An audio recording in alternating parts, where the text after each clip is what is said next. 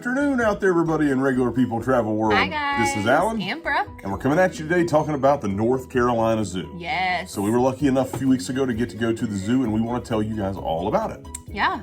So one of the things that we were immediately hit with is it's absolutely ginormous. You guys, wear your walking shoes. It's big. There's over 2,600 acres of land that it's on, but 500 acres of it is developed. Are you sure? So, I thought it was in addition to.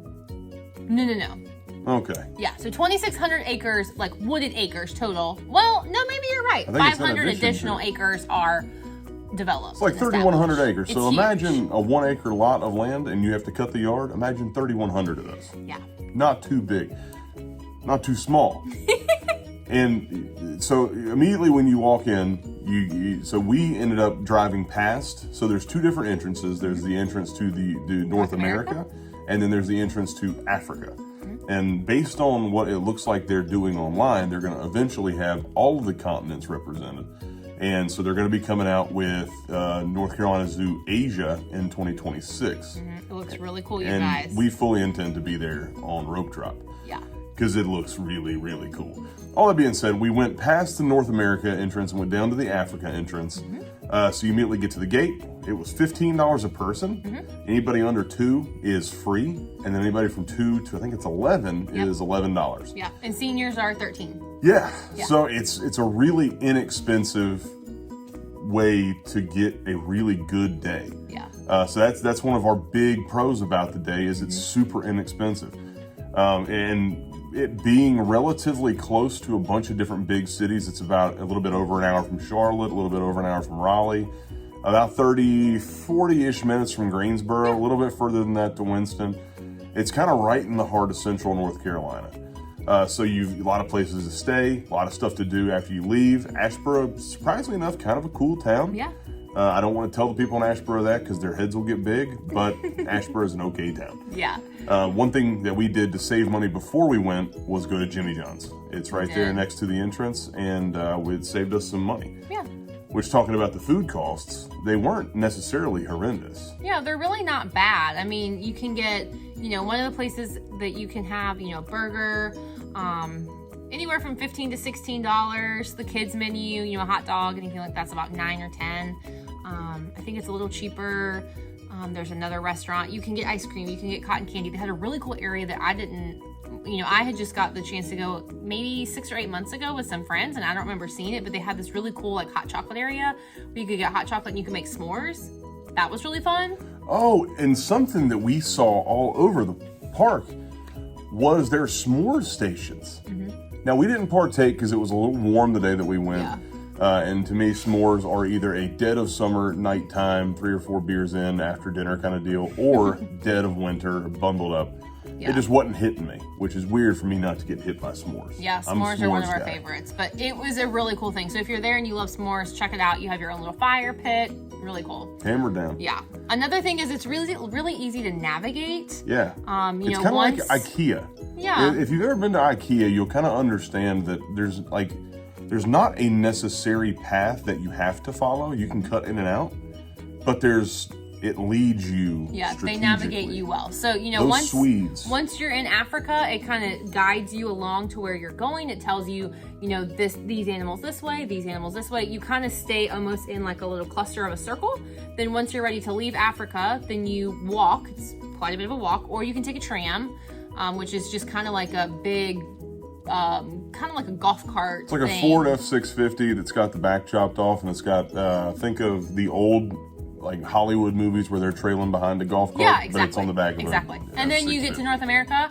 They have their own little area over there, another sitting, main area where all the snacks and the gift shops and the bathrooms are. And then same thing, it kind of navigates you around in the circle where all the animals are. So Yeah. it's really good. Now that being said, it is a lot of walking. I'm in I would say adequate to poor shape, and I didn't get winded except for one part. It's like a half a mile walking straight uphill. Yeah.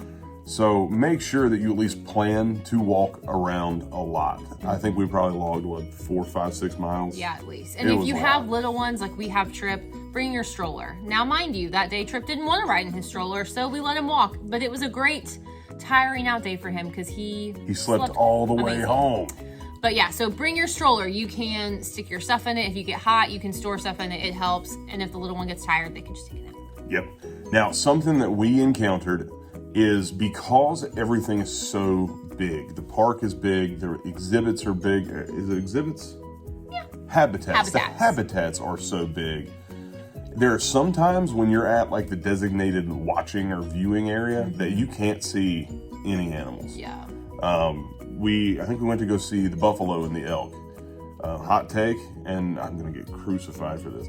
I think the buffalo should be the emblem for the United States. The bald eagle is wonderful. I'll never want to take it away from anybody.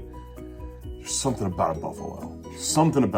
Anyway, we went to go see the buffalo, and where the viewing area that we were at, there were no buffalo. We ended up having to walk about another quarter mile to the other end of the buffalo exhibit to see the buffalo. Yeah.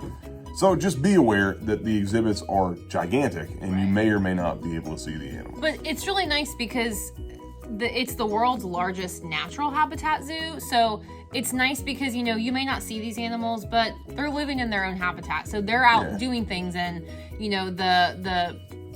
I don't even remember what animals were in there, but it's kind of like you're up here and it's huge, like acres, and out here you can kind of see some antelope, and over here you can see some other things. Oh, that was the elephant exhibit. The elephant exhibit was gigantic. Really and truly, I love animals. I love animals. I know you do. And we hate to see animals in captivity that are being mistreated. That being said, I genuinely felt those animals were being extremely well taken care of, and they were very comfortable and happy. Yeah. As evidenced by the brown bear that we saw that kept wanting to play peekaboo with Trip. Trip was loving playing peekaboo with the bear. He thought that was really cool. Also, if you go to the baboon exhibit, have a conversation with your children about what they're about to see. The baboons do love to walk away from you. If you know what that means, just have that conversation. Let them know what a baboon's anatomy may look like and what colors it may present itself as. Yeah, they're kind of silly looking, so yeah. Well, it's a big red butt. Big red butt. So, all of that being said, I think we had a wonderful time. We cannot suggest the North Carolina Zoo enough. It's a really good, inexpensive way to spend a whole day with your family. It's a way to all stay together. I felt very safe. I felt very protected. Minus the bees. There are bees. If you have an allergy to bees, make sure to bring your EpiPen. But no, it was a wonderful day. Yeah. Can't wait to go back. And that's another thing. It's got re-go-ability. Yeah. I don't feel like I'm not going to see the same thing again. I'm itching to go back. It's a great place to go, especially with the kids or with family. They can be interactive. You can teach them noises the animals make and what colors the animals are. That was a really cool thing for us. And this was the first trip that Trip had taken to the zoo that he actually was able to notice the animals and see the animals. So that was really fun for us. So if you have little kids, take them, because it's really cool as a parent. Loved it. Yeah, it's really cool as a parent to see them interact and make the animal noises and ooh and ah at seeing them. So it was really cool. Well, guys, thank you so much for joining us today. We hope that we made your travel anything other than Regular. Bye, Bye, guys.